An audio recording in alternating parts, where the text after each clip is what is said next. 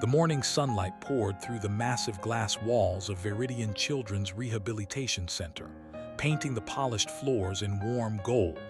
But inside the private therapy wing, hope felt painfully absent. 10-year-old Arilyn Cross sat motionless in her advanced mobility chair, her delicate fingers resting lifelessly on her lap while nurses quietly adjusted machines around her. Once known as the vibrant daughter of tech billionaire Marcus Cross, Arilyn had not smiled, spoken, or responded since the devastating accident that left her paralyzed 2 years earlier. Doctors had tried everything modern medicine offered, yet each passing day only deepened the silence surrounding her life, and even the most optimistic specialists had begun lowering their expectations.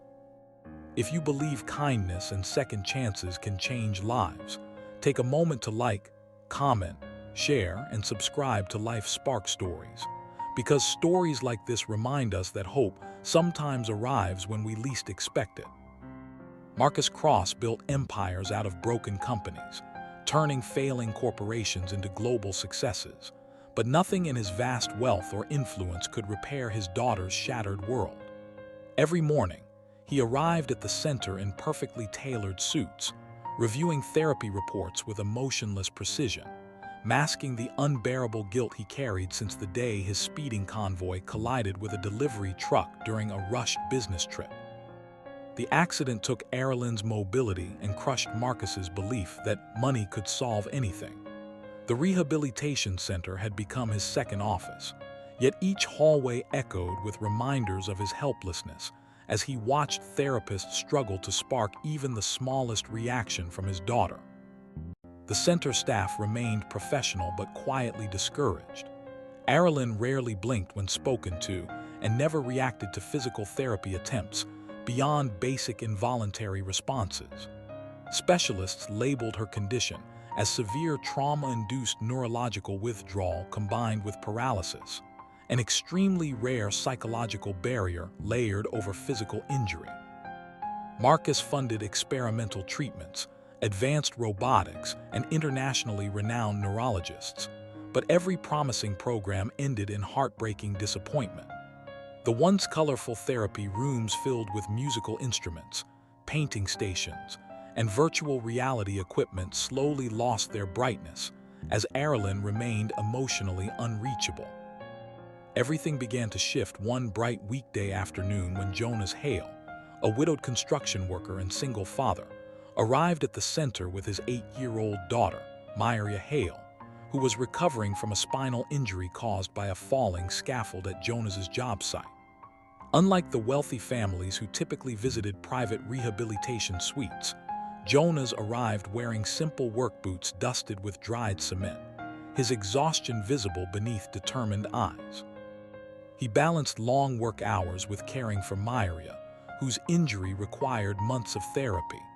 Despite their financial struggles, Jonas carried an unshakable patience shaped by loss, having raised Myria alone since her mother passed away years earlier. During Myria's therapy session, Jonas noticed Arilyn positioned across the therapy garden where patients practiced assisted mobility exercises. While staff carefully guided children through repetitive routines, Arilyn remained isolated near a window overlooking the sunlit courtyard. Something about her stillness captured Jonas's attention. Over the following days, he quietly observed her during Myria's sessions, noticing how nurses spoke gently to her without receiving acknowledgement, and how Marcus often stood at a distance, silently watching, his expression guarded but painfully fragile. One afternoon, while Myria rested after therapy, Jonas approached Arilyn's garden area with permission from the supervising therapist. He did not bring advanced equipment, medical advice, or motivational speeches. Instead, he sat quietly beside her chair, adjusting a small wooden bird toy he had carved during lunch breaks to help Myria with hand coordination exercises. As sunlight filtered through blooming jacaranda trees, Jonas leaned closer and softly reassured her with a promise that he would help her rediscover strength in her own time. Though Arilyn's expression remained unchanged, Her fingers made the faintest tremor against the armrest, a movement so subtle the monitoring nurse initially assumed it was muscle reflex. Over the following weeks, Jonas began including Marilyn in Maria's daily therapy games, using simple storytelling activities, sensory objects, and rhythmic tapping exercises he had improvised while helping his own daughter regain motor control. Unlike clinical therapy methods, Jonas approached recovery with quiet companionship, treating Marilyn as if she could already understand every word and emotion surrounding her. Maria often participated by demonstrating her own exercises, her resilience creating a silent connection between the two girls.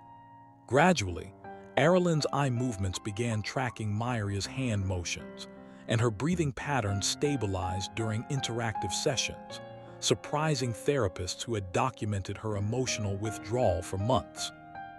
Marcus initially resisted Jonas's involvement, suspicious of unconventional therapy methods.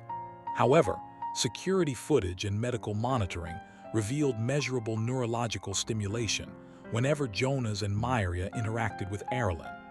Over time, Marcus found himself observing therapy sessions from behind glass panels, witnessing tiny but undeniable progress that no medical program had achieved. For the first time since the accident, he allowed himself to believe that healing might grow from human connection rather than scientific precision alone. Months passed, and Marilyn eventually developed controlled finger movement, followed by subtle head turns responding to Maria's laughter and Jonas's gentle encouragement. The breakthrough moment arrived on a warm afternoon therapy session when Marilyn successfully activated a communication tablet using assisted finger pressure, marking the first intentional response she had shown since the accident.